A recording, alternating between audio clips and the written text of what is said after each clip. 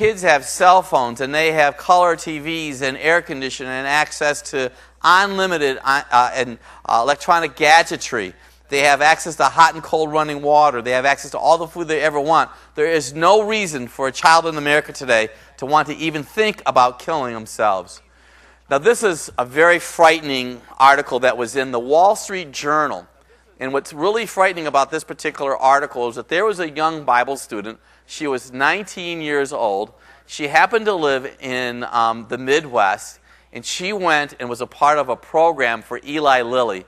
And they were doing some testing on a new antidepressant. Well, she was a part of the test group.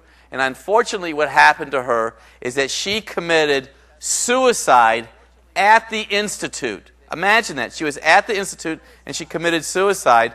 And what's very interesting about the article, as the article went on, it said that the Lilly stock dropped like 75 cents a day or two after this young girl committed suicide. They were trying a new experimental medication, and apparently, because it was a psychoneurotic drug, 19-year-old Bible student hung herself, killed herself at this healing institution or this testing institution.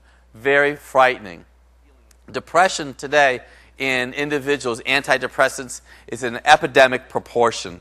There is an untold number of kids that have issues with suicide. British health authorities sounded an alarm last year saying that long-suppressed research suggests certain antidepressants might sometimes increase the risk of suicide behavior in children and in teenagers because only one drug, now listen to this, Prozac, has been proven to alleviate pediatric depression. Britain declared others, drugs called SSRIs, that's selected serotonin reuptake inhibitors, and their close relatives, unsuitable for children. And what's even more amazing, when you read the article in detail, these psychoneurotic type of drugs haven't even been tested for long-term use on these children and these teenagers. So if you have a child that is less than 10 years old and he's not functioning optimally and they want to put him on an antidepressant, or if you're a grandma listening to me right now, or a grandpa, or an athletic coach, or a Sunday school teacher, and you know somebody that's in your program, they need to watch this because this is very serious. There could be somebody in their circle that could commit death by suicide because of a medication. But there's some good news, because before the program is finished tonight, you're going to see exactly what we have found through clinical research over years of studying why we are having this particular epidemic. And we're going to make a huge impact in the lives of these individuals. Depression occurs as much as 10% of the youth. And 1,883 10 to 19-year-olds killed themselves in 2001. And some 1.8 million teenagers attempted suicide last year, a quarter of them requiring medical attention. So do you understand the intensity of what I'm talking about tonight? That there are individuals that are attempting suicide, and if they might not succeed at it, they could have other complications, which could affect their schoolwork, which could compound the problem even worse than what it was. So, hiding from your teen's depression, parents struggle over how are they going to cope. And parents themselves don't know exactly what to do. Suicide is the third leading cause of death between 15 and 24-year-olds after accidents and homicides. This is a very, very interesting statistic. And you're going to see why in a very short time period, why all this is occurring. New Hampshire, at one point, they had the most grams of methylphenidate. Methylphenidate happens to be the name for Ritalin.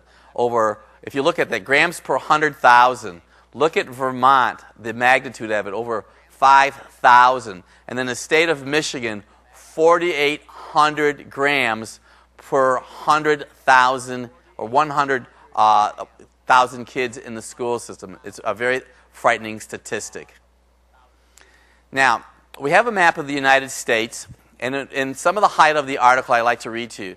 Typical of the other central nervous system stimulants, and that happens to be a methylphenidate, high doses of it produce agitation, tremors, euphoria, tachycardia, which happens to be speeding up heart, palpitations is altered heart sounds, hypertension obviously is high blood pressure, psychotic episodes, paranoid delusions, hallucinations, bizarre behavioral characteristics similar to amphetamine-like stimulant toxicity that's been associated with methylphenidate abuse. You say, Dr. Bob, what are they trying to tell you? They're having a bad reaction.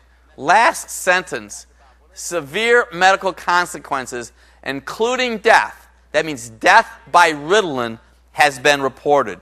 Do you understand how serious this is? And they are talking about changing a label. Somewhere along the line, somebody has missed the boat is why we're having the main reason and the main issue with this particular problem. It's important to note that many schools have more methylphenidate or Ritalin on hand for students during the daytime than those available at local pharmacies. Can you imagine the high school principal office having more Ritalin and more medication than the local pharmacy?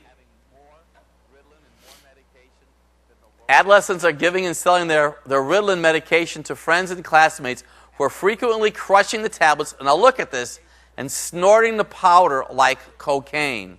Reports from students and faculty on college campuses indicate that methylphenidate or Ritalin is being used as a study aid and a party drug in the same manner that amphetamines were used in the campuses in the 1960s.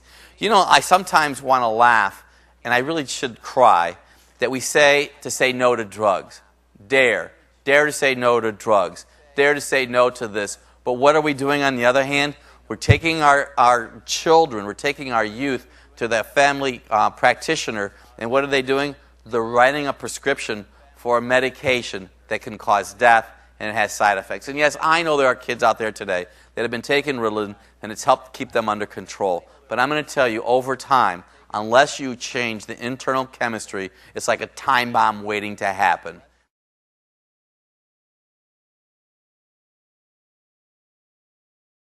Debbie, we're so excited to have you here with us. Thanks for having me. Well, I'll tell you what, you have a good story. And, you know, as I sit here and look at some of this, I can say, gee, are we going to talk about Debbie's story? Yes. Deb, tell us, first of all, what brought you into our office? Initially, I was exhausted, physically and emotionally and spiritually. I was just completely drained, exhausted with doctors, exhausted with my marriage, exhausted with pain mostly. And I had a real addiction to narcotics. And I really thought, well, to be honest, it was like a last resort. You know, I got to do something. Right, I've got to do something. So I heard about Dr. Bob and I said, I will try this. And initially when I first came in, I didn't have a whole lot of hope. But then as little by little, as things got presented to me, I thought, you know, maybe these people are really telling me the truth. You know, I feel like that God's brought me to their office, and I think if I apply some of these things, that I could get some breakthrough. But it didn't happen overnight. The couple steps that I took initially was just to show up, you know, because I didn't have a whole lot of confidence. So I said, I'm just, by faith, I'm just going to show up to these appointments and go from there. But there did come a transition period when I said, I'm going to have to choose life, because that's what I heard Dr. Bob saying to me was, I lay before you these things or these things. He didn't beat me up with it. He just said, these are the things that you can choose to do, or you can go along on your own way. This is going to be recovery to your health. And it was out of my own personal disobedience that I had suffered 90% of my pain. Wow. So when I started to make some changes, it was slow, and I'm still changing. You know, I'm still, you know, finding new ways to do things. And the key thing is to stay open, you know, to the fact that maybe you have been doing something wrong all along. And that was the beginning for me. First of all, when I got off of sugar, you know, and I thought I couldn't do it because I loved to eat sweets, and that was one of my favorite things, but really sugar's a drug. It is. And I was lying to myself by saying I didn't want to deny myself these treats and so on, but I was actually getting a high from the sugar. When I didn't have narcotics, I would eat myself into whatever I thought was going to make me happy, or whatever feeling that was. And it's been a lot for me to let go of that.